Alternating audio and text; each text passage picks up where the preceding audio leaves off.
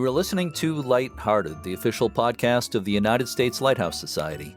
My name is Jeremy D'Entremont. Welcome. My co-host today is Michelle Jewel Shaw, teacher, chairperson of Friends of Portsmouth Harbor Lighthouses, mom, employee of the month of Rochester Middle School, and photographer. Hi, Michelle. Hi, Jeremy, and hello to all of our listeners out there. And congratulations on that Employee of the Month award. Thank you great. very much. Very much. Well, you deserve it. So this is a special edition of Lighthearted being released on May 12th, 2021. I guess you could call this Halloween and Spring, maybe, because this episode is devoted to stories of haunted lighthouses in Michigan. This episode will be a bit longer than most. I think people will really enjoy the interviews. We have 2 interviews today. Michelle, please help me tell our listeners about our guests. Sure, Jeremy. Dianna Stampfler is a professional marketer, promoter, and public speaker, and she's also been writing professionally since her junior year in high school. She's a regular contributor to Michigan Blue magazine and has written countless articles for many Michigan travel and culture periodicals. Dianna worked for more than 7 years at the West Michigan Tourist Association as the marketing and media director. In August 2004, she launched Promote Michigan to help market the people, places, and products of her home state. Dianna has been researching and promoting Michigan's lighthouses for more than 10 years. In 2019, she published her book, Michigan's Haunted Lighthouses, through the History Press. Michigan has more lighthouses than any other state, with more than 120 donning its expansive Great Lakes shoreline. Many of these lighthouses lay claim to haunted happenings.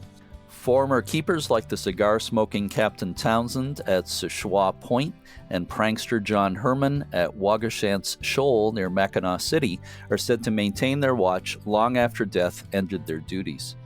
At White River Light Station in Whitehall, Sarah Robinson still keeps a clean and tidy house, and a mysterious young girl at the Marquette Lighthouse seeks out other children and female companions.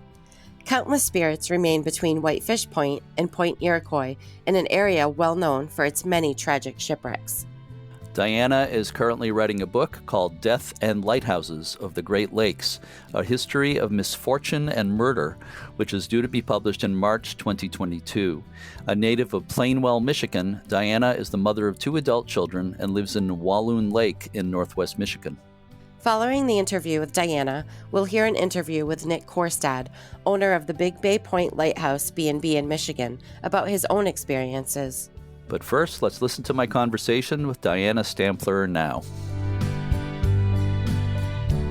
I'm speaking today with Dianna Stampfler in Michigan, and along with lots of other things she's involved in. Dianna is the author of a really, really good book that I have sitting right in front of me here called Michigan's Haunted Lighthouses. Thank you so much for being with me today, Dianna. Well, always happy to share stories with another fellow lighthouse and haunted fan. Absolutely. Yeah. And what more could you want? Lighthouses and ghost stories. The 2 go together perfectly. So I was just wondering, as far as your personal experience, what came first, your work in the tourism industry or your interest in lighthouses?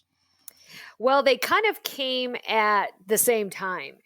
My degree is in print and broadcast from Western Michigan University in Kalamazoo, and I'd worked in PR for a while. And in 1997, I was hired in as the marketing director for an organization in Grand Rapids called the West Michigan Tourist Association. And my very first project with them was to research and catalog all the lighthouses on Lake Michigan. And so I grew up about 45 minutes from the lake. And I certainly had seen lighthouses in my, childhood as going to the beach and whatnot. But it wasn't until I started working in the industry and in that first few months of that job that I realized the significance of lighthouses and the role they played in Michigan history, but also the fact that Michigan has more lighthouses than any other state. And so those things all kind of rolled together in that first few months of that job. And in through that, began working with them for 7 years to publish a magazine called the Lake Michigan Circle Tour and Lighthouse Guide. And it was, all of that. And as you know, once you kind of get bit by that lighthouse bug, Yep. you kind of go down and you just keep getting attached further and further into that industry. So it became a love affair that has continued ever since. Right. I always warn people, be careful of the lighthouse bug, but I like to say it's a good contagious disease as far as they go. I caught it a while ago myself, yeah. So what got you interested in the stories of haunted lighthouses and related subjects? So in doing that early cataloging of the lights, and keep in mind, this is very early on in the internet days. I did a lot of my early research by actually calling to the museums and the historical societies in these communities to get information. And as they were giving me the details about the lighthouse and how tall the tower was, and if it was an active light, and if you could climb the tower, and if it had a museum, they would say, well, let me also tell you about our keepers. And I would start to hear early on a couple common themes. One was that we had a lot of female lighthouse keepers, and perhaps you and I can chat about that another time. Mm-hmm. But there were also these ghost stories that started to pop up. And the first few were just kind of casual, and I didn't really think much about them. But over time, I just became incredibly fascinated with these ghost stories and the keepers to which these stories were attached. And within about 3 or 4 years of being in that job, I developed a presentation that I would give to libraries and historical societies. Back before PowerPoint, I was actually presenting with slides, with a carousel and everything.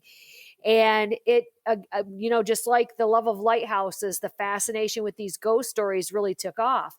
And at the time, I was also, my children were young, and my daughter, who is going to be 29 this year, she was about 4 years old when she had her first ghost experience. And so even though I didn't have any personal experiences back then, I was open to her stories and experiences. And I think that really helped me appreciate and respect the stories that I was hearing from these lighthouses.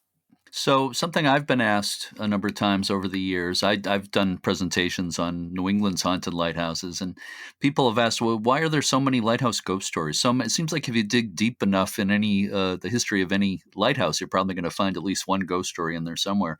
Why do you think there are so many lighthouse ghost stories? Well, I think in many ways, lighthouse keepers didn't just take it for the job. They were drawn to it. They were passionate about it. We saw, so many keepers, particularly here in Michigan, where it was a family business, where brothers and fathers and sons and even grandfathers and grandsons tended light together.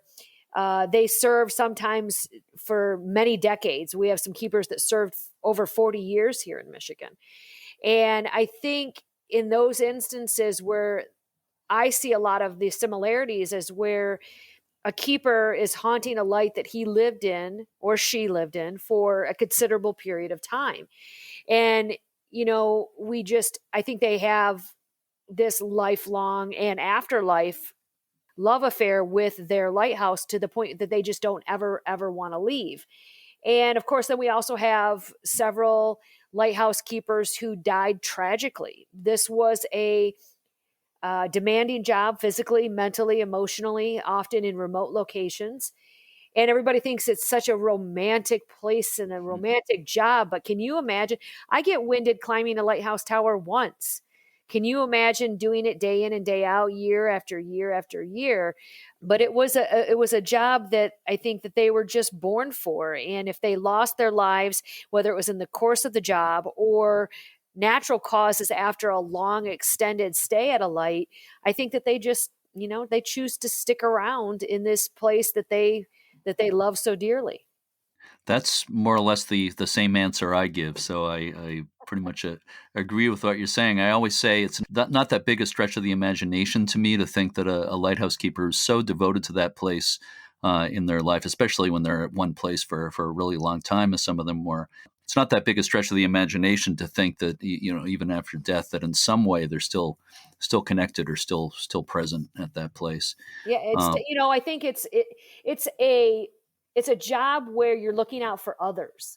you're a caregiver of that building. You're there to protect and serve. And I think people that have that natural quality in life are prone to carry that in their afterlife as well. Right. Another thing I say to people sometimes is that, even if they don't believe in any of this stuff at all and they're totally really closed-minded to it, I always say the spirits of the keepers are with us one way or another, whether it's literally or figuratively. They're there in Exactly. at least one way. So some of the ghosts, besides a lot of the stories, as you say, that seem to point to keepers of the past still being there, some of the ghosts or spirits at the lighthouses seem to be related to shipwrecks. Whitefish Point is one of the places where that seems to be the case. There's some interesting stories there. Anything you'd like to say about that? Well, and I do agree, you have, as particularly those in Michigan that I've researched, you do have those instances. I mean, these lighthouses, while we look at them today as beautiful architectural structures along the lakeshore, they were built to protect the shoreline and to protect mariners from the shoreline, to protect dangerous waters and folks that are out there. And so they didn't always do the job that they were supposed to do. We often have a lot of shipwrecks, Whitefish Point being one of them, Shipwreck Alley of Lake Superior, with hundreds of shipwrecks in that area, most notably the Edmund Fitzgerald, which sank in 1975. And with so many souls lost at sea, again, I think that lighthouse, which most of them are automated now, still draw the spirits out from those folks who lost their lives out in the waters near those lights. And, some of the folks I talked to at Whitefish Point, they can attribute, dozens of spirits out there. And with so many lives lost, you can imagine that there are probably countless spirits in that particular area. And I think that contributes a lot to the energy that we draw from these lighthouses. One of the things I love about your book that makes it, to me, different from other books I've seen on lighthouse ghost stories or haunted lighthouses, there's been quite a few of them that kind of recycle, or I don't know if regurgitate is a good word, but the same stories are told over and over again. Sometimes with embellishment, but a lot of times there doesn't seem to be a whole lot of historical research behind them. But your book has a tremendous amount of historic facts, and it's not just the ghost stories. There's all the background related to them, a lot about the lives of lighthouse keepers and their families and so forth. And I really appreciate that fact. And there's also a lot about recent or current preservation efforts, which is really nice too. So I really see it as much as much a history book as it is a book about hauntings. Was that what you set out to do in the first place? It really was. When I give my presentations, I say to people, even if you don't believe, that's okay, because really, I think only about 35% of the book itself is haunted based. I'm a history lover. My dad is a genealogist. And so, he has yet to find me a lighthouse keeper in my family tree. So I have to then search the family trees of these lighthouse keepers and find their stories to tell. But I think it's the backstory. It's the reason that the lights were built in a particular area, the industry that these communities supported, and the reason that there was so much maritime traffic. The keepers and how they got into the position. We had a lot of Civil War soldiers who were veterans and then became lighthouse keepers. And I wanted to tell their story in that regard. I wanted to tell the story of their descendants. Some of them that became lighthouse keepers themselves, or, going back to Whitefish Point, one of the granddaughters of the keeper, Robert Carlson, his granddaughter, Bertha, she lived in that area until she was 90. She helped restore Whitefish Point. She helped it become the shipwreck museum campus that exists today. She donated many of her family's artifacts to the museum. So when you go through Whitefish Point and you see anything that has the Carlson name, those were donated by descendants. And I think, telling all of these pieces allows for a personal connection today, but also helps us inspire the next generation of kids. I think a lot of times today, kids are so drawn into technology and, VR, the virtual reality world, that they forget to look at what's here and how we are tied to the history of our place. And, so it really gave me a great opportunity in this book to share a lot of that history. And I love, I'm a researcher and I love the scavenger hunt of it all.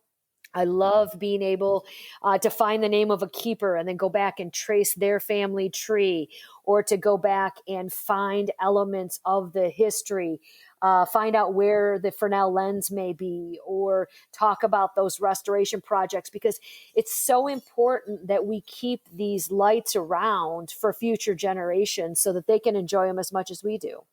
I totally agree. Another thing I love about your book is that you have lots of accounts of people's personal encounters with spirits at lighthouses, which really adds a lot to the book, I think. I'm wondering, how did you get so many people to share their stories? Well, it's funny because a couple of them were personal friends who, as I was telling them about my book, they're like, "Oh, I've got a story to tell for you."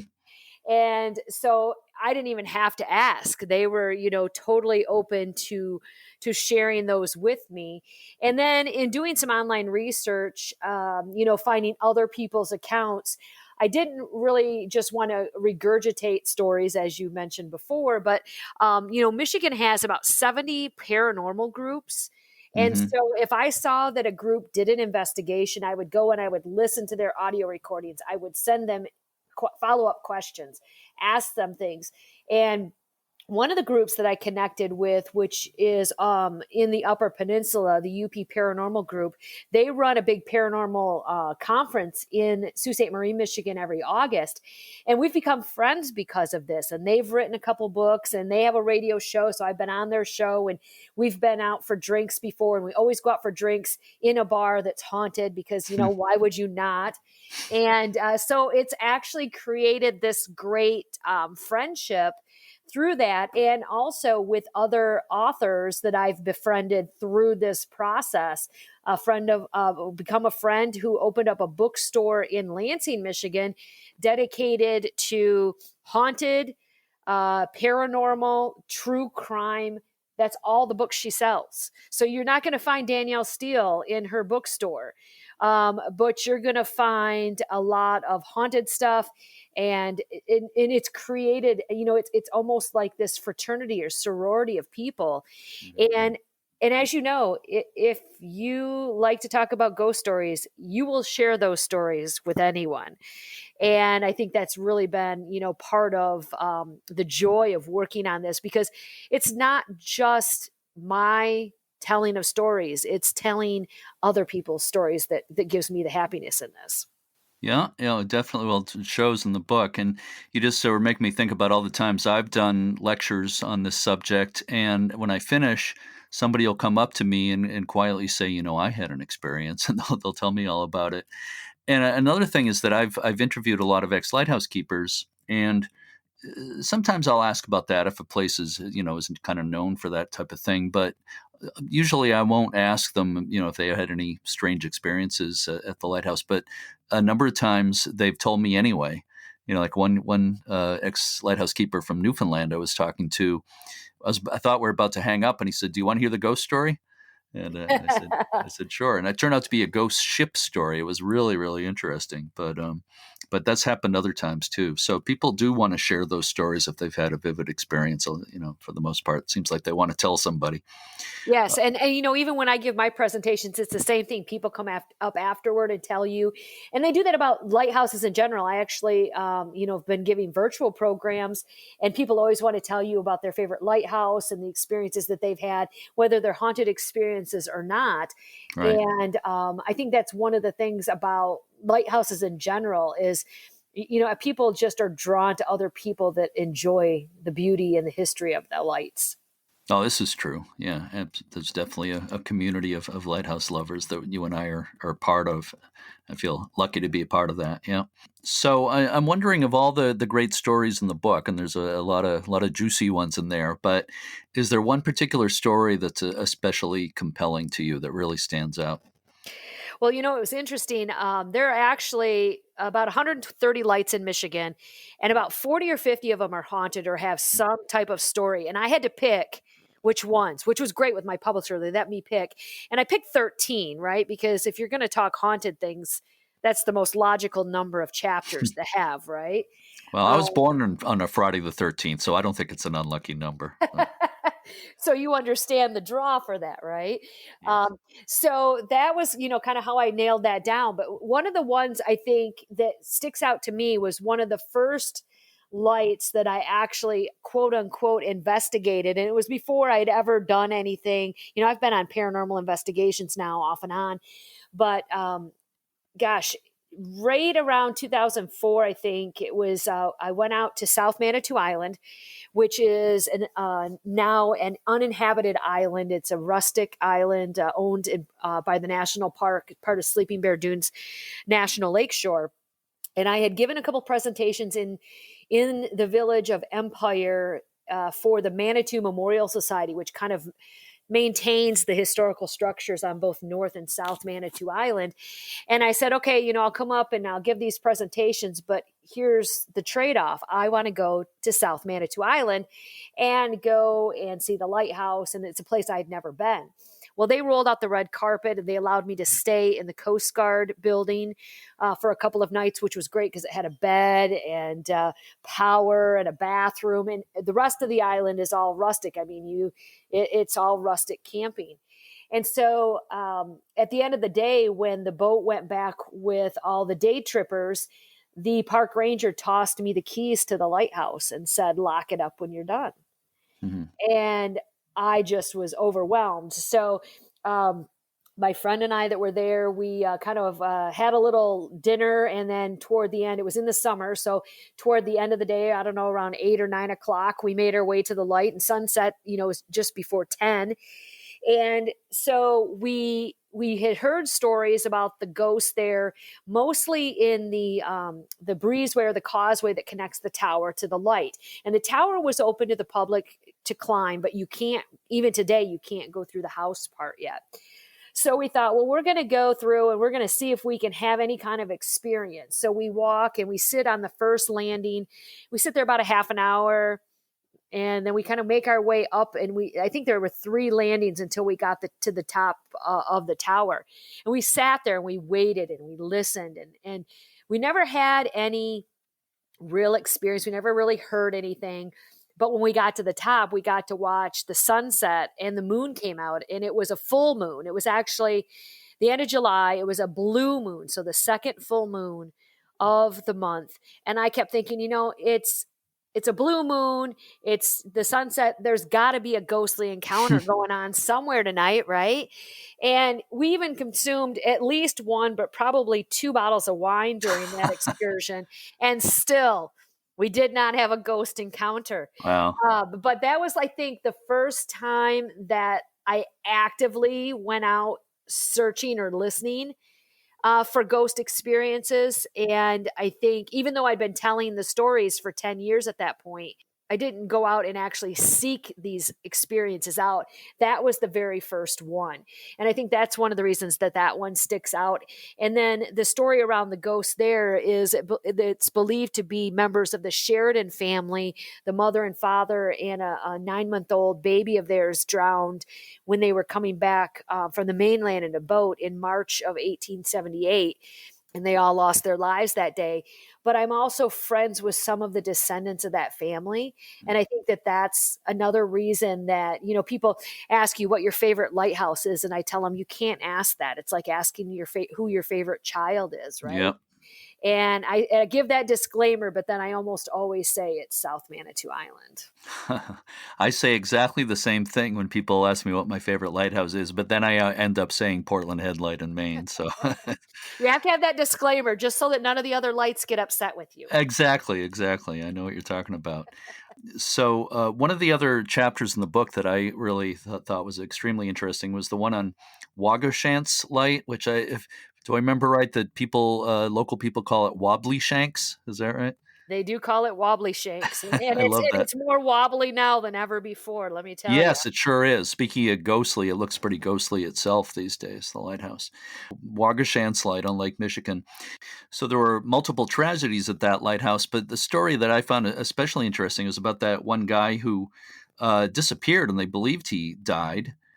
Well, this is another interesting one. This is one of the probably one of the earliest ghost stories I ever heard about Lake Michigan Lights, and John Herman was the keeper. And I had always been told this local legend was that on October 14th of 1900, that the John Herman, who loved two things, he loved a good stiff drink and a good practical joke, that he returned from a tavern in Mackinac City and thought it would be funny to lock his assistant keeper in the tower. Mm-hmm. Now, this is a beautiful lighthouse, or was back in the day. I believe it to be the only birdcage lantern in Michigan at the time. And so he locks his assistant keeper, and you can almost vision the assistant keeper running up the spiral staircase and coming out the top of that birdcage lantern room and yelling out at John Herman below, saying, "This is not funny. This is not a joke. Let me out of here." Yep. Well, 2 hours later, the guy's still up there, and you can imagine he's just livid at this point. And I'm sure he's yelling more expletives out to John Herman below. But John Herman never unlocks the door. Well, after a little bit of time after that, the assistant sends a distress call to what I assume is McGulpin Point Light in Mackinac City. It's the nearest lighthouse, and not very far by land.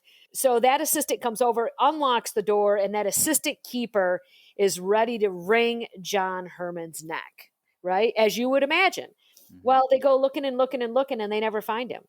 And he's never seen again. And they believe, as the legend was told to me over 20 years ago, that in his drunken stupor, John Herman fell over the edge and drowned, and his body just washed away. Well, over the course of the next 10 years, this became one of the hardest lighthouses to find a staff to work because it was so haunted, they say, that no man would accept the position.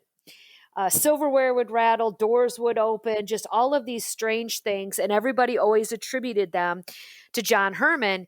And the local legend is that that's why they decommissioned the lighthouse in 1910. Mm-hmm. In actuality, they had built White Shoal, which is the beautiful candy cane stripe or the barber pole stripe light that we have in the Straits of Mackinac. And Waugoshance became an unnecessary light at that point. But over the years, the legend and the story continued to grow. And years ago, met Chris West, who has the Waugoshance Historical Preservation Society, and he told me all kinds of ghost stories. Another friend of mine, George Schulander, told me about some of his ghost stories, and it just kept going on and on. Well, as I was doing the final research, I was enlisting the help of my dad, a genealogist, and I had given him a list of all the lighthouses and the keepers that I knew and the deaths, and he was helping me track down burial sites, cemeteries, death records, newspaper articles, whatever we could find to help tell these stories. And, I had told him a little bit about what I knew of each of these keepers. Well, he emails me back and he says, "I have an interesting lead on that keeper, the drunk one who fell over the edge of the lighthouse."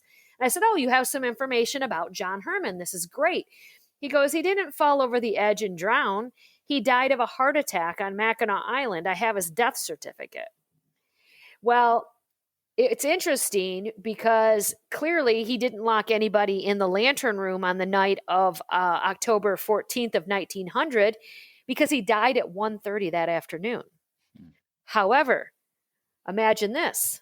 Maybe that assistant keeper was locked in the tower, and the reason they never found a body was because it was not a human that locked it in there. Maybe it was John Herman's ghost that did it. Holy cow. Right? I mean, that would answer a lot of questions about why they never saw him again. Right. So I don't know. That to me was one of those big aha moments.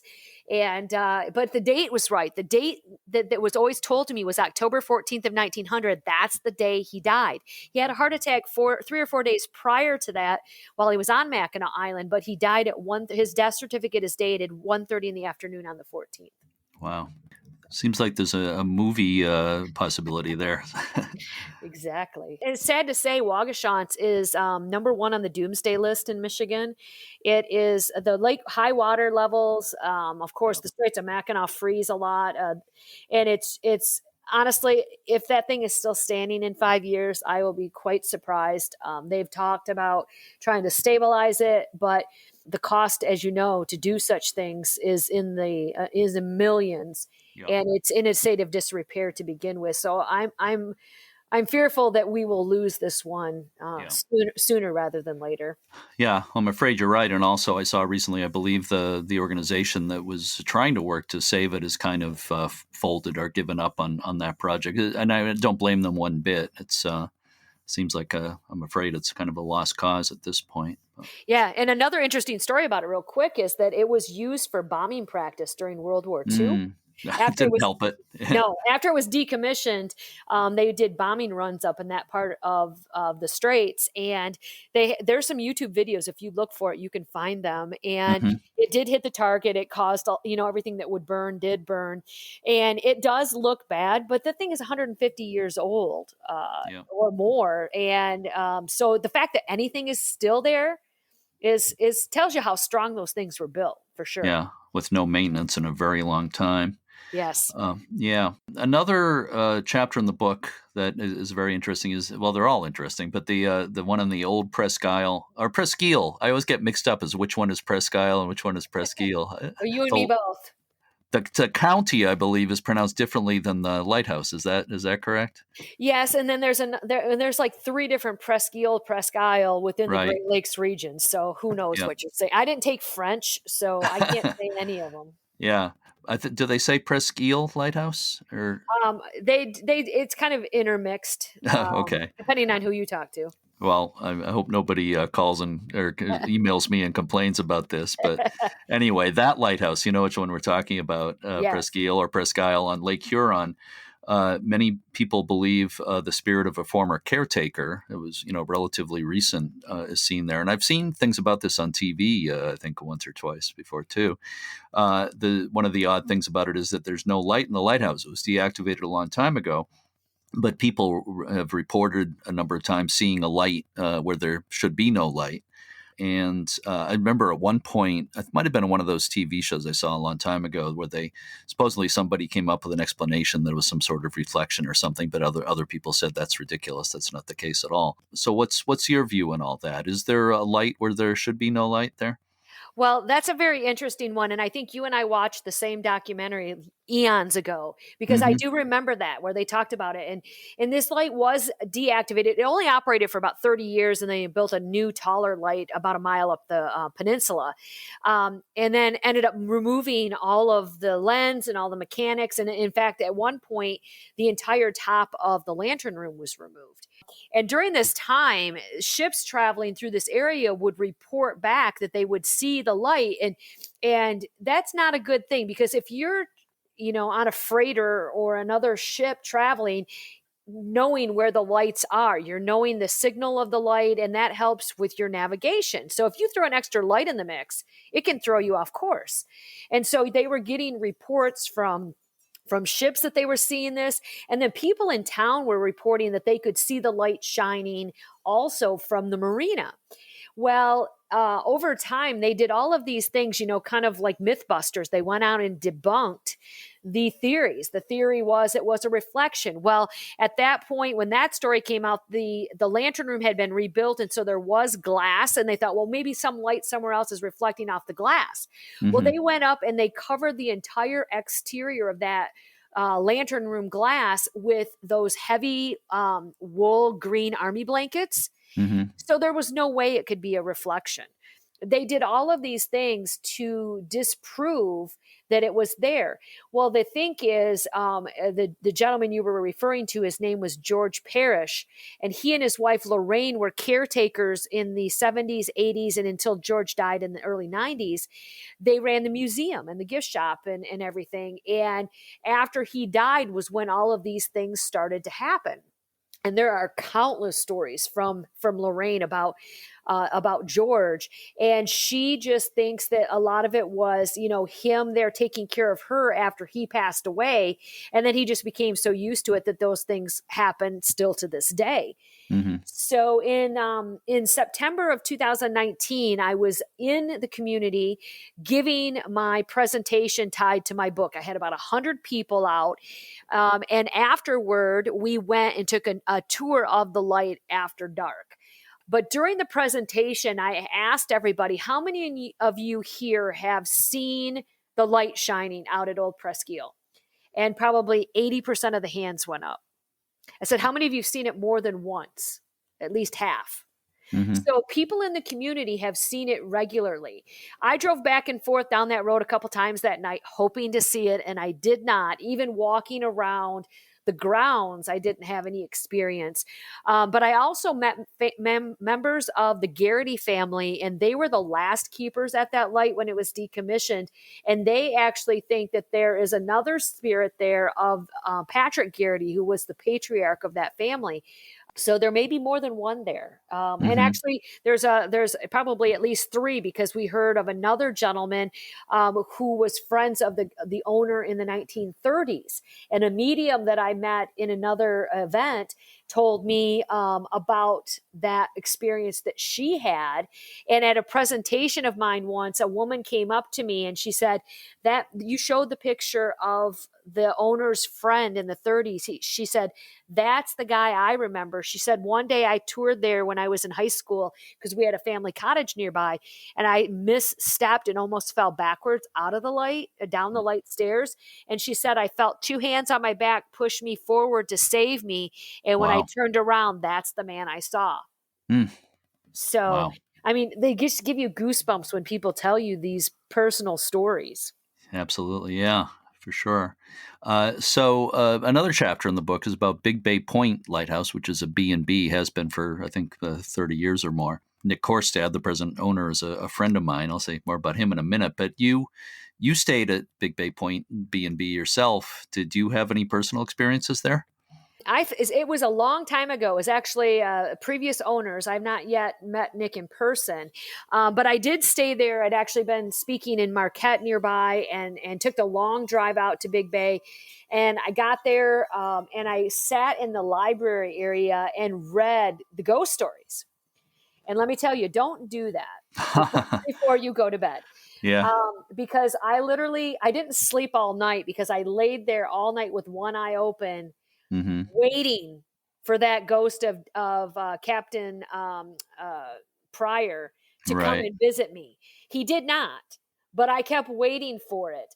And I think now if I go back, I'm all very well aware. I don't think I'll be as concerned about having an encounter there.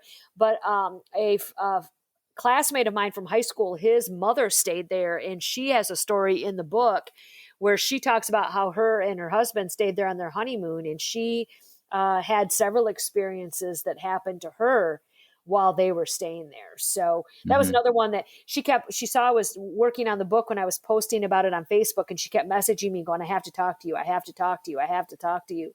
And we sat down and had coffee, and she shared this story. And boy, I don't think you really want that kind of attention on your honeymoon from a ghost. No. In your room. Not really. But, countless people have had experiences. It was great. When I wrote the book, Nick had just purchased the bed and breakfast.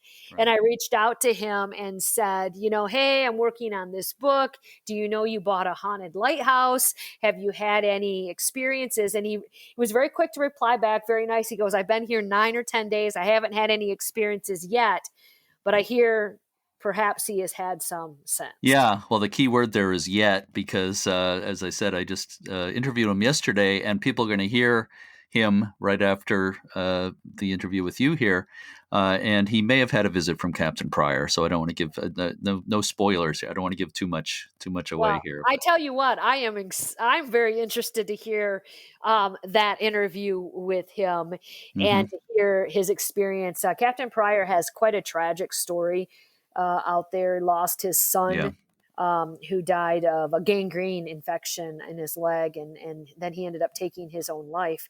But the Pryor family was one of the ones. And one of the things I just want to mention is when I was doing a lot of this research, it was very important to me to pay my respects to these keepers. And so in any opportunity that I had, I would go visit the cemetery where these keepers were buried, thank them for their service, thank them for allowing me to tell their stories. William Pryor is not buried in the cemetery in Marquette with the rest of his family because he committed suicide and he was Catholic. So such a thing would not be allowed in a Catholic cemetery. But I did have the opportunity to go and pay my respects to his family at the cemetery there in Marquette. And I think that to me, I'm a cemetery, what they call a tombstone tourist as well. And it just, to me, it's part of that story of the history and the legacy is paying the respects to those keepers. Right. I agree with you there too. So have you had any other personal experiences along these lines? Well, it's interesting. In all the book, they're all everybody else's stories, even though I've tried my darndest to have an account. It wasn't until after the book was turned into the publisher, my boyfriend and I had gone to Fort Gratiot, which is in Port Huron. It's actually Michigan's oldest lighthouse, dating back to the 1820s. It's actually older than the state of Michigan itself. And they have a paranormal group in town that has a relationship with the lighthouse, and they do tours for the public.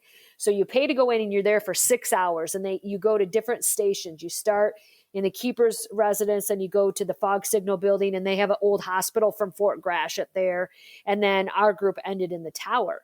Right from the get-go, things were strange. Not so much on my account, but I don't know. My boyfriend seems to draw more of the ghostly encounters than I do. But when you get to a lighthouse, the first thing you do is you take a picture of the lighthouse, right? So I take pictures. It's kind of a drizzly gray night. I take a picture. Every picture he took was upside down on his phone. All the pictures before were the right way. All the pictures after were the right way. But the 2 or 3 that he took of the tower itself were upside down. Huh. We didn't look at them until like later that night. But so that was a weird thing. We had some weird and interesting flashlight activity. When you go with the paranormal group, it's really fascinating because they have spirit boxes and all the gadgets that you see on TV. And so we had, like the divining rods, we had thermometers to do temperature gauging. And so we picked up a lot of that. I have video of flashlights coming off and on with questions when you'd ask questions and whatnot. Yep. So that was one we drew a lot of energy out of. And at the very end, we were in the tower. And interestingly enough, I don't climb lighthouse towers anymore. I have a fear of heights and a bad knee. And the biggest fear I have is climbing to the top and then having to be removed by ambulance or, in some kind of breeches buoy, getting me out of the top of it or something. Right. So I don't do it. And so my boyfriend, that's part of our relationship agreement, is he goes to the top of the tower and takes the pictures. Right. So the next day we're looking at our photos, and he had taken a picture of the top at Fort Gratiot looking down the tower. And then the next picture he's at the base of the tower, kind of next to the spiral pole that holds the stairs up. And he takes this picture. It shows the shadow of the spiral stairs and part of that beam. It shows the brick wall and the window. But also in the picture, it is showing the lights in the fog signal building outside, grass, the sidewalk, the lamp posts in the park that surround this lighthouse. So the picture is inside and outside the tower at the same time. It's like if you put it on high def, we blew it up on the TV. We're looking at it. We've sent this to several paranormal groups. They can't explain how you would get a picture of inside and outside. And in certain definition television projection systems, you can also see his shoulder, his hand, and the outline of his phone. So it's almost like someone took a picture of him taking the picture and it shows inside. So there's so many elements in this picture. And if we were shooting film, you could go, oh, hey, maybe it was a double exposure.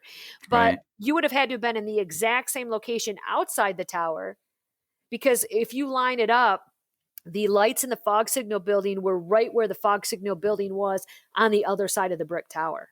Yeah. It's the craziest picture ever. And still to this day. And yeah. I'm so bummed because this was all after the book came out. So Right. none of it's in the book. So when people, it's a bonus for people that come and listen to the presentation, I guess. Okay. Well, I've run into some pretty crazy photos at some New England lighthouses too. So that can't be explained in any easy way. So I have a very, very open mind about such things. Talking about, you just mentioned how you maybe some things came too late to get into Michigan's Haunted Lighthouses, into that book. But I understand you're working on a new book that sounds extremely interesting. Can you tell me about that? Well, yes, this one. So I have a fascination with the dark side, or what we call dark tourism, and true crime is another fascination for me. I'm a broadcast and print journalism major, so I have a lot of news background and an interest in true crime. And so I started to look at lighthouses, not just in Michigan, but in the Great Lakes region, where keepers have died. Not just shipwreck while out coming back from one area to another, but keepers who died in tragic situations, potentially murdered, perhaps suicide, perhaps unknown tragic deaths. So the book is Death and Lighthouses of the Great Lakes, A History of Misfortune and Murder. It's due out in March of next year from the History Press. And for example, we went to South Bass Island, Put-in Bay, last year. And the South Bass Island Lighthouse had 3 keepers that died during its history, or 2 keepers and an assistant caretaker. The assistant caretaker apparently jumped to his death off the cliff, committing suicide during a smallpox scare during the late 1800s. They have another keeper who, the main keeper at that point, went mad and was found wandering the streets of the mainland, taken to an asylum where he later died of syphilis of the brain. And then another keeper many years later fell off the edge of the cliff and died, which is interesting to me because if he'd been the keeper for many years there, he clearly knew the dangers of the cliff, and why he was walking so near the edge after dark was a bit of a mystery to me. But we have other ones where, for example, Sandpoint Lighthouse in Escanaba in the Upper Peninsula of Michigan. Mary Terry was the keeper for 18 years, and she died in a mysterious fire. And there has been speculation over the years that she was murdered, and the fire started to make it look like she died an accidental death. This one is got a little bit of a dark side, but it allows me to still do the genealogical research. I use newspapers.com for a lot of the articles. I find some very interesting articles about many of these tragedies. Grand Island up in Lake Superior is another example of that. So it will be a little darker. No ghost stories, but definitely a lot of murder and death in this particular title. Yeah, well, it also sounds like there'll be plenty of history in it as well, like the Haunted Lighthouses book, which is great. And again, I want to say that anybody who's interested in lighthouses should get Michigan's Haunted Lighthouses, because, like you said, it's only maybe 35% or something like that ghost stories, and they're entertaining, even if people don't believe in them. But the history is just so great too. So, are there any other books you have in the pipeline related to these subjects? So the History Press last year launched a new division. It's called the Spooky America series. Mm-hmm. And this is meant for young readers. So probably 3rd, 4th, maybe 5th grade readers. And they are taking some of their existing titles, and they have a writer that takes the stories and puts them more into young reader style. And so Right. Michigan's Haunted Lighthouses is coming out in May of this year as one of the Spooky America series books. So that's going to be exciting. I find even though mine is dealing with haunted stories, a lot of people buy it and read it to their children, which I find quite interesting. And I love it that the kids are fascinated with this. But so this next book will be a companion, and it'll be available. And I think really opening up some new eyes to that. And then I think probably after that, I'm going to divert my attention to a couple other themes. Lighthouses are just one of the things I'm fascinated with. I mentioned cemeteries earlier, but I'm also drawn to covered bridges, and I'm drawn to other historic sites. So I have 4 or 5 other titles that I'll probably try to work my way down and broaden some of my outreach. And just to continue to work with the History Press, as they seem to be open to the subject matter that I am interested in as well. Right. I don't know if I mentioned to you that I wrote a book for History Press about 10 years ago that relates to a ghost story about Ocean-born Mary, a very famous legend in New Hampshire.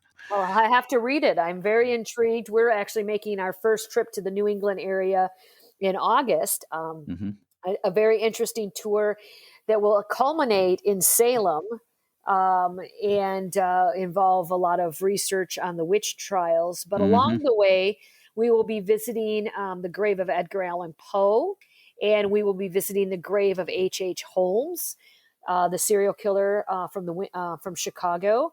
And we will be staying at the Lizzie Borden Bed and Breakfast. Oh, boy. Yeah. So we have quite a tour planned of it's a very dark-sided tour, but it was supposed to happen last year. We had to postpone it a year, but very much looking forward to it. And I think all these things just keep history alive and give you exciting ways to share stories. And I'm always interested in learning new things. And I go down a lot of rabbit holes quite frequently. So we'll see what the next one brings.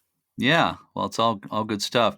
Again, when is the young readers version of the Haunted Lighthouses book coming out? That should be out in May of this year. Okay. And then the murder book will be out in March of 22. Okay. People are going to be hearing this on May 12th, or this episode of the podcast will be released on May 12th. So the timing is probably pretty good there, that children's version will be coming out probably just after that, maybe? Hopefully before that, but okay. I'm still waiting. They'll be sending me a case of those. And so I'll have that as well as my own book available on my website, so people can buy it direct and get an autographed copy. And that is available at mihauntedlighthouses.com. That's your website. Yes. Right. It's mihauntedlighthouses.com. Okay. And I encourage people, no matter where they're buying a book, to really try to either buy direct from the author or from a local independent bookstore. I think, it's very important to keep our local bookstores in operation and keep these small businesses going. And so I always encourage people to shop local. Yeah, I agree with that. That's a good point. I have one final question for you for bonus points. Okay. So the question is, what was and maybe to some extent you've already answered this. You've talked about a lot of enjoyable aspects to it, but what was your favorite part about writing Michigan's Haunted Lighthouses? I think a lot of it is digging in a little more into the history. I mean, I casually have known these stories for years, but this really forced me to dig in deeper, to not just take the legend that I've heard before as reality. So searching for the sources that create these, I guess, fact from fiction. And that's also something that I'm finding very much in the new book, because this one is Great Lakes based. And so it's allowing me to research lights that are new to me. Many of the lights are not in Michigan. And, so taking that trip to South Bass Island was great because it was all new. And you just get, this excitement of researching something new and having new encounters. So I think for me, it's that treasure hunt, that scavenger hunt, that find of looking for the information that I find most enjoyable. Well, it's to everybody's benefit that you did that scavenger hunt or all those scavenger hunts and put the book together, because I very highly recommend it for anybody interested in lighthouses. Period. Again, it's a great collection of stories, ghost stories, and just history, lives of keepers, and so forth. So it gets my recommendation. So, Dianna Stampfler, I want to thank you so much for being with me today. It's been a lot of fun, and there's probably plenty more we could talk about, and hopefully we can do it again sometime. I would love to share more stories with you. And again, very much looking forward to listening to Nick's interview Yeah. that once you get that posted online as well. Well, yeah, I think you'll enjoy that a lot, and everybody else will too. So, thank you so much, Dianna. I really appreciate it. Thank you.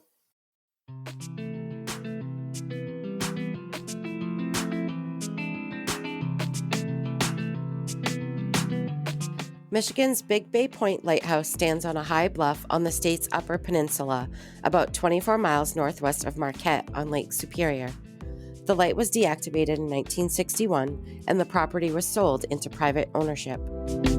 Later owners turned the lighthouse into a bed and breakfast inn in 1986. The new owner since May 2018 is Nick Korstad. Before he bought Big Bay Point Lighthouse, Nick bought and restored Borden Flats Lighthouse in Fall River, Massachusetts, a project for which he was featured on several national TV shows and received a Keeper of the Light award from the American Lighthouse Foundation. In the interview you're about to hear, Nick talks about an unusual experience at Big Bay Point Lighthouse, and he also discusses strange happenings at Borden Flats Lighthouse. So let's listen to my conversation with Nick Korstad now. I am speaking with my good friend Nick Korstad from Big Bay Point Lighthouse in Michigan.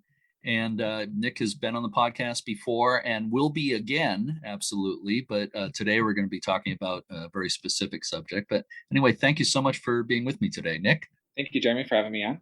So again, I do want to have you back on the podcast again to talk about all the exciting things that are happening at Big Bay Point there. I know we've actually been chatting before we started the interview here about how you're doing exciting things related to the optic in your lighthouse, and there's a bunch of projects going on, maybe expanding the operation into other buildings there as well. You were talking about, so it's all very interesting, exciting, and I know people like to hear about it. But today we're talking actually the day before. I'm going to be interviewing Dianna Stampfler, who's written Michigan's Haunted Lighthouses.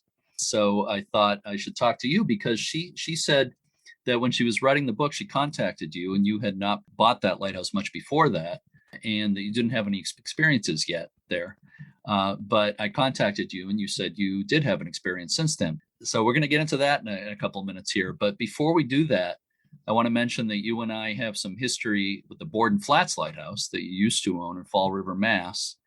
And certainly you have some stories about that place, and we maybe have a story or two that we share as well.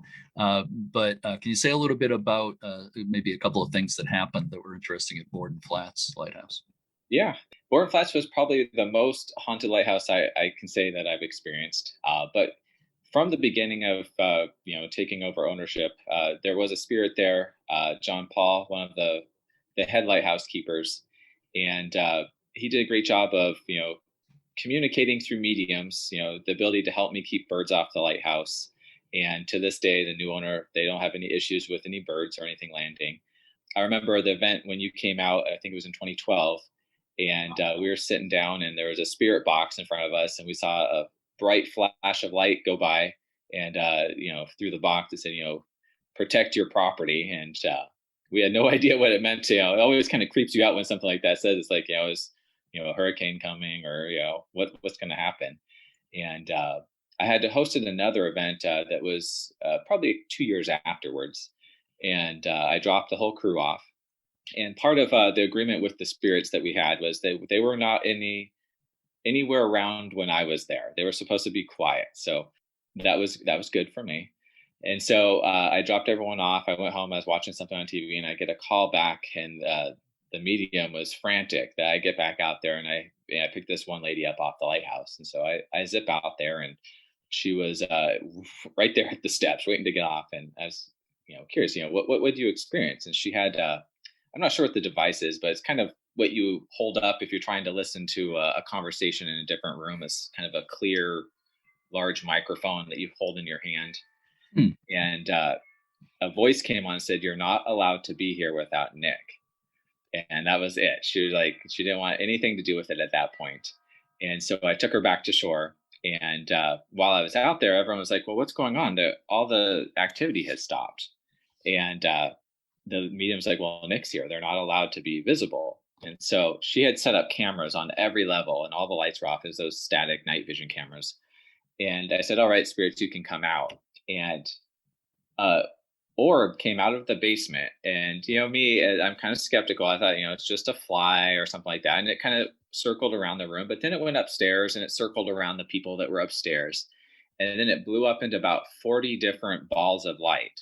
And they started spiraling around at the same speed at which the rotating beacon at the top was turning. And I was like, "All right, I got to go." Uh-huh. So I left and came back, and everyone was all excited, and they had their experiences. But that type of stuff, it always concerns me, because you see these ghost hunter shows and stuff, and it seems these people kind of always, you don't want it to follow you back to your home and control your life. And so No, that's not good. I'm there, I see it, I experience it, but I don't hunt for it, because you may have seen some friends of yours maybe that have kind of gotten a little bit darker, that chase this stuff, and you just I don't know anything about it, and I don't know if I really want to know too much. Yeah, no, I agree that we don't totally know what we're dealing with. I don't know, I have an open mind about these things. I don't necessarily think that it's spirits of the dead, although it might be, but I don't think we know for sure what's going on with it. But there's some, I know beyond a shadow of a doubt that there's something to a lot of these stories. But going to a side note, just super quick, is when I lived with my parents, we had a new house in the 90s. Mm-hmm. And I woke up and there was a figure from the 1800s standing next to my bed, and I couldn't explain it. And years had gone by, and my friend had my mom had a friend over that was sensitive. She said, "There's this guy with a top hat in your house, and he wants to kill you." And since then, my mom had all these experiences, and she had to call someone, and it was the weirdest situation. So I was like, "Okay, I don't know. This is just weird stuff." So that's why I don't try and mess with it, because it's weird. Yeah, because I remember you telling that to me before. But wow. Just a little bit more about Borden Flats. You remember you told me that you had some experiences with what seemed to be like a little girl's voice saying things to you when you were doing work and that kind of thing. So when we first opened the building up, it had been kind of closed for many years. We started scraping paint, and it's almost, when you start making noises and stuff, it just opens the spirit box up. And my brother, he was out there, and that was in the day that we were using the inflatable kayak going back and forth, and we came down the stairs, and this girl walks in the front door and was giggling and said, "Those colors are really cute," and just went right up the stairway as if we weren't there. And my mom and I looked at each other and we're like, "Okay, that's odd." And so I had kayaked back to shore to grab something, and I came back out. My brother, he was just like, "We got to go. We got to get off this thing." And he was painting outside and got so sidetracked because someone came up and hummed in his ear that the wind caught his paint tray, flipped it over onto the concrete, and that oil-based paint to this day is still splattered everywhere on the concrete. And so, and he doesn't believe in any of this stuff, but he's like, "I don't know what I experienced there. I don't ever want to experience it again. I don't ever want to go back." And at the same trip when he was there, we had a fog detector in one of the windows, and I needed to move it to put a real window in. And when we disconnected it, on the floor above sounded like a 400-pound person stampeding, that they were so upset that we had disconnected the foghorn. And we put it back together, and the second I connected that power cable, all the sound stopped. And the Coast Guard in 2014 took the foghorn away because it kept firing all the time. And a medium came out and said, "Oh, John Paul is very, very mad that they took his foghorn away." And so it's weird. It's just, it's really hard to explain. They don't come out. And, I know I was in Oregon because I used to go to Oregon during the winter, and I heard some footsteps at my mom's house, and my mom's friend said, "Oh, that's the lighthouse keeper. He's wondering why you haven't been out there in a while." I was like, "Okay." So the new owner, he gets to deal with all those fun challenges. Yeah. Just one other quick thing about Borden Flats. You mentioned the time we had the investigation there, and I was there for that. I can't believe that was 9 years ago. Wow, Yeah, it's just incredible. I Time know. goes by. But we're there with Ron Kolek and New England Ghost Project, and Leslie Martin, medium. And I remember Leslie, and I think also Karen, another person who seemed to be very sensitive to things, drew pictures of a face that looked, without knowing anything about the place going in, they drew pictures of a man's face that looked a lot like John Paul, the keeper you're talking about. And I know Leslie felt very strongly that his presence was there. So that it all fit together pretty well. They tied it together very well. And, not having been, any vision before they went out there, they wanted to go out there sight unseen. They had no idea where they were going. And they showed up, remember, it was in the dark. So they had no idea we were even going out to a lighthouse until they got in the Zodiac and like, where are you taking us? So, but that was probably one of the most interesting, but yet fun experiences I think I had with that lighthouse was getting someone like you that's a historian out there to witness it because Right. you get everyone that's common that can tell a story, but you have validity behind your name that you're not really pulling the wool over people's eyes, so people will believe you and say, hey, yeah, I had an experience out here. Yeah. you know Well, I so can't say I saw anything other than the strange light kind of shooting across the floor. It was certainly an interesting night, and some stuff happened. I didn't see a ghost, yeah. but definitely some interesting stuff happened for sure, no doubt about it. So I think there's some interesting things going on at that lighthouse. But let's talk about Big Bay Point now. So you've owned it for how long now? This will 3 years now. Yeah, yeah. So yeah. And you've done great with it. And you were saying it's been a B&B since what, like 1985? Is that about Yeah, right? so the end of 1985 is when they officially got it ready to go as a bed and breakfast. Hmm. So And I want possibly to say, the oldest lighthouse B&B in the country, you were yeah, saying? I want to say it's almost tied up there with the East Brother Lighthouse. Hmm. Okay, so they're the two oldest lighthouse B&Bs in the country. As I said earlier, I been in touch with Dianna Stampfler, who I'm interviewing tomorrow, and she said that there's stories to do with that lighthouse, and she was wondering if you had experienced anything, but you hadn't been there long when she was in touch with Yeah. you. But I asked you, and you said, well, something happened. And that's I really want to hear about that today. So, and maybe you can get a little background about what you had heard about the place, when you first came there. Yeah, definitely. So, in my first purchasing the lighthouse, I had heard plenty of stories, read stories online, and the previous owners had a lot of issues with. I'm not sure if it was almost like a demonic type of entity that would come and turn the dishes upside down on the tables, open all the cabinets, and I even had some past guests that stayed with me and said that they had their door open up so hard in the middle of the night that it broke the safety chain off. And so, in doing that, I kind of, did some digging and had, people tell stories of seeing figures in their mirrors and stuff like that. And the previous owners had said, that the place wasn't haunted upon purchasing. And so, you know, after dealing with Borden Flats, I figured, how bad can it be? So after I purchased the lighthouse, we had a little sit down, and they kind of admitted that there was some spirit activity here before, but they just didn't want it to affect the sale of the lighthouse, which is understandable because if they had supposedly done a cleansing of the house to say to get the spirit out, and so if it wasn't here, then they're technically they're selling something that's not haunted. So, but they said that the spirit was put outside of the building and that they couldn't talk about it anymore because that would be a welcoming cue for it to come back inside the house.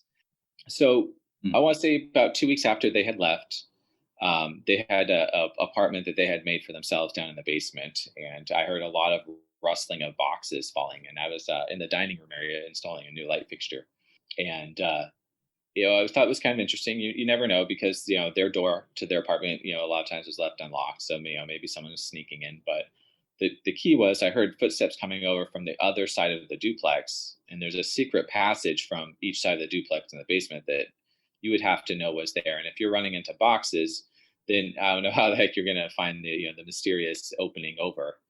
And so the footsteps came into our kitchen, and I looked over, but there was no one there at the time. And so they proceeded to come behind me and stopped right behind me in the dining room. And so I looked, and there was no reflection in the window, but the hair on the back of my neck was, like there was a lightning bolt that was going to zap me.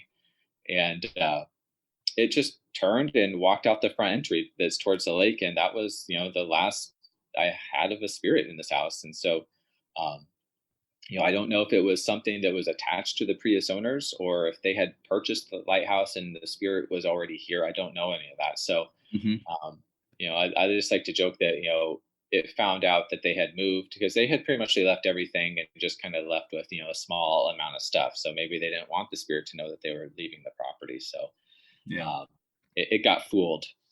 I don't know. It was loud enough and, thank God there wasn't a visual because I was here by myself and, this place is very remote, so coming from a coastal town in New England where, you can reach out and touch your neighbor's house to, 25 miles from like the nearest gas station, you don't know. You see plenty of those movies where there's people hunting you through your windows because when it's dark out here, you don't see anything in the window but yourself. So you don't see outside at night, right. yourself looking out the windows. So you're talking about movies that sort of resemble what you were just describing. I just saw a movie recently called Bad Ben. If you can call it a movie, I think it was made for $300. If I remember right, it's shot on video. This guy shot it in his own home. He starred in it. Almost the whole thing takes place in his house. It's kind of interesting though, and it has to do with a kind of a ghostly entity that starts giving him a hard time. And at first he doesn't believe in it, but I won't tell you everything. But there's been a whole bunch of sequels to it, I guess, which are probably also made for $300 or less. But it's got kind of a cult following. But you made me think of that. But I'm glad stuff that happened to him didn't happen to you. Well, I find that with ghost stories that, when you start believing in them, they kind of manifest and they can kind of almost take over your life. Any sort of noise and stuff, we have a lot of weather out here and stuff. And this is, 125 or 30-year-old lighthouse. And it's going to creak. Well, I'll tell you, I think that's true of a lot of that kind of stuff. It's probably just you become aware of everything, like you said. And I've seen the same kind of thing happen with people really into UFO stuff. You start seeing UFOs or having black helicopters follow you or whatever it is. I used to, the men in black that show up at your house, that type of whatever. But you open yourself up to it, and it's probably not necessarily that more is happening to you, but you start noticing everything more, whatever. Or maybe more stuff is happening to you. I'm not quite sure, but anyway, I hope that this whoever it is doesn't come back to visit you again, or if he does, it's to help out, maybe keep the place clean or tend the light or whatever. But, pay the electric bill, stuff like that. The ghost never seem to do that. But I can't say that I've ever seen anyone in the mirrors or anything like that. Sometimes you kind of maybe wish there was maybe someone that was a little more youthful in the mirror when you look. Hey, it's still me. Well, Nick, we could talk for a long time about all kinds of stuff, a lot of stuff besides haunted lighthouses and so forth. And there's so much to talk about with your property there. And I know you're just generally into lighthouse preservation. And I should mention, while I'm on that subject, that we're having an event. People are going to be hearing this on May 12th. The episode of the podcast will be released on May 12th. And on May 15th, 3 days from now, we're having the U.S. Lighthouse Society is having a virtual event to do with lighthouses with overnight accommodations. And you're one of the people who's going to be taking part in that. We're going to have at least 10 people, maybe 10 or 12 people from lighthouses, mostly in the U.S., but probably a couple outside the U.S. as well, who are the owners and or managers of properties where people can stay overnight. And I'm excited about that. And I think it's going to be a great event. So it's going to be 4:00 Eastern time, 1:00 Pacific time on Saturday, May 15th. So perfect. People should watch for that and watch for the Zoom link, which will be posted on the U.S. Lighthouse Society Facebook page. Do I hear a bell in your house? Yeah, I've got a addiction to clocks, so I do apologize for the editing of this if you hear multiple clocks going off. That's okay, as long as it's nothing. It's a natural sound we're hearing. It's nothing supernatural. It's one of those things that they all are on their own time zone. So okay, I was wondering Right now, it's by my watch. It's about 2:12, so I'm not sure. Yeah, so that's the living room. It's 2:15 in the living room, and it's 2:10 in the dining room. So Yeah, different time zones. it's good for when I do my breakfast. I can never be on time, so I just go by the clock that's closest to the time that I posted. Uh, Sounds good. Well, Nick, thank you so much, and we will be talking again because, as I said, there's a lot to talk about. It's always fun to talk to you. So thank you, Nick. Yeah, you're welcome.